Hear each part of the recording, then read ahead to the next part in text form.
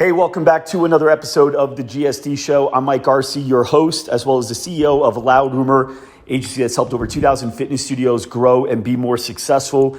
And, when you get to times like this, Arizona just got notice that all gyms have to close for 30 days. Meanwhile, you've got other cities that have just opened up. I think Chicago really just opened up. And you got numbers like Florida and Texas that are rising. And they're more than likely going to be following Arizona and shutting down as well. I think there was a 30-day notice for Arizona, which that could turn into 60 days. It could turn into 90 days. Who knows what it could turn into? We don't know. But like I've said in other podcast episodes, we've got to remain prepared. It's very, very important. And so there's a few things that I want to make sure that you all do in order to make sure that you handle this the way that the most successful studios that we've got that actually came out ahead during the pandemic. When I say came out ahead, I mean they actually have more monthly recurring revenue. They have more money in their savings. They've got a better culture with their people. They've got a better culture with their team. So how do you do that? Well, there's a few different things, and I wanted to use this particular episode to share that with you. Number one, you heard me talk about it in a previous episode I just launched. You have to 100% be focused in on virtual. You have to. I don't know what else you're going to be focusing on right now, because even the half capacity game was difficult, right? And the states that are all open right now still running half capacity or 60% capacity, whatever your state allows. I mean, you got more, unless you're making more than 40% net profit, it's not going to really work well for you. So that's number one. Number two, you've got to learn how to market it and sell it. So how do you market and sell your current gym, your current product? It's the same thing. There's no difference. You're just not committed to the virtual because you keep thinking it's a fad. Now, the most successful studios we've worked with not only didn't consider it a fad, this virtual option, but they've made it an extension of their business to where they're just getting an extra $15,000, $20,000, $25,000 a month in monthly recurring revenue. That's awesome. So you can have that. Who would ever turn down an extra couple $100,000 a year, which, by the way, has very high margins. So how do you sell it? Well, you sell like you sell any other product. You still want to be able to collect data, collect testimonials. Out of, 100 people that you may have going virtual, and I'm saying that considering you went moderately hard on selling virtual. If you didn't go hard at all, you may only have like 10 to 30 people on virtual. If you went super hard, you may have 300 people on virtual. Everyone's different. But whatever you've got to find at least 3, 5, 6 people in there that have gotten results from home, because everyone else is going to be home too. And that's whether you're planning on being shut down like Arizona just did, or you still plan on running half capacity because you can't fit more people and yet you can't operate at more than just your half, or because you've got people that are uncomfortable going out to your studio, even though they're allowed to, even though you've got spots available for them in their half capacity, in your half capacity availability, they don't want to go because they're uncomfortable. So let's just keep them comfortable. There's people that are getting results. I'll tell you right now, my wife in the best shape of her life right now. Hands down, the best shape of her life.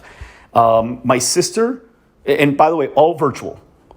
She has not gone to the gym in 4 months, March 15th, April, May, June, 3.5 months. She has not stepped foot in a gym.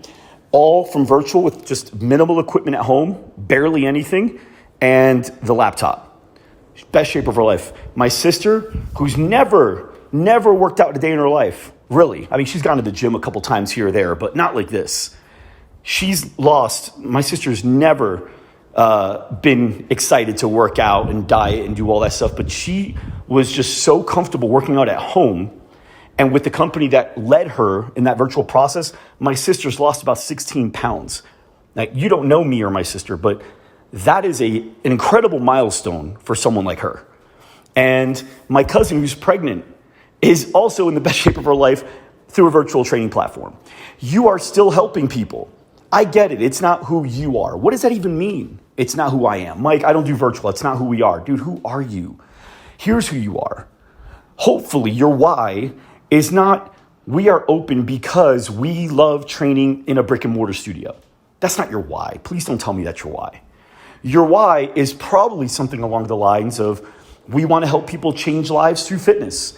We want to help people get in the best shape of their life. We want to help people feel more confident than ever before. What in the world tells you that you need a brick and mortar studio to accomplish that why?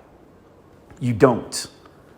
The truth is, either A, you don't know how, and that uncertainty gives you anxiety or fear, and you just paralysis by analysis, right? Or B, you don't want to put effort or energy into something that's totally different and then feel like you waste your time and money because then you're going to have to come back and do what you were doing. Either way, it doesn't matter. It doesn't matter.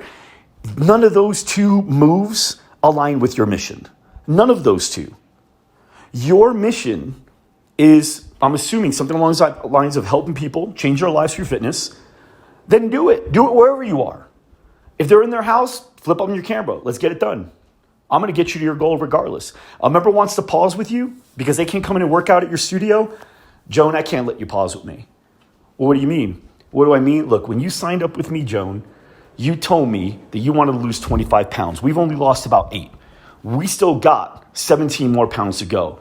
As your coach, I don't care if you have to train at home. I don't care if you have to train in the desert. I don't care if you have to train in a tent in the forest. I'm not going to give up on you regardless of the landscape. We've got to train at home right now. That's okay. I'm still committed to getting you to lose those 25 pounds. Are you on board still? Yes or no? That's it. You take them through. You're their coach. You're not an employee that works behind the counter at Popeye's Chicken or Taco Bell where you're just, hey, if you come in, we'll serve you. If you don't come in, it's all right. Go somewhere else. No, you are their coach regardless of the landscape. You take them to their goal. That's what they trusted you with when they signed up. If you're operating at half capacity and you need full capacity profits, virtual is a great extension. It's definitely something to add. And if you're planning on, well, eventually we'll be full capacity, that's fine too. You can plan for that too. Right now, it doesn't look like that's the direction we're heading in, unfortunately. But if we do go in that direction, that's an okay plan.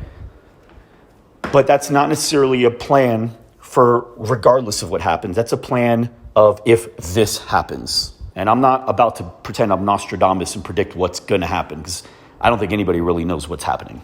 So with that said, guys, you've got to remember that you're business owners, you're leaders. Your job is to still get people to where they need to go, regardless of what obstacles get in their way. Your job is not to sit and wait. That's not what leaders do. That's what victims do. That's not what leaders do. You're not a victim, you're a leader. Get up and fight the fight you're in right now. Right now, this is what we've got. So I'm very excited about some of the people that came out of the previous shutdown, because I think what it did was it exposed people that couldn't cut it and maybe shouldn't have been business owners in the first place. But it also helped turn some people that were just average players in a saturated market into rock stars. Like when their back was against the wall, they turned it up. They came out on fire. They didn't let their people down. They didn't give up on their members. They made adjustments. It's just like you saw who that person really was. And that's what happens when there's crisis. You see deep down to the core who that person really is. Were they just someone that was riding a good economy and walking around with their chest all proud, thinking how good of a business owner they were? Or were they really a great business owner deep down that just needed a little bit of friction to be able to get them into a spotlight of what they can really do? For everyone listening, everyone watching, just know we're going to be putting out more podcasts that have more strategic content in it.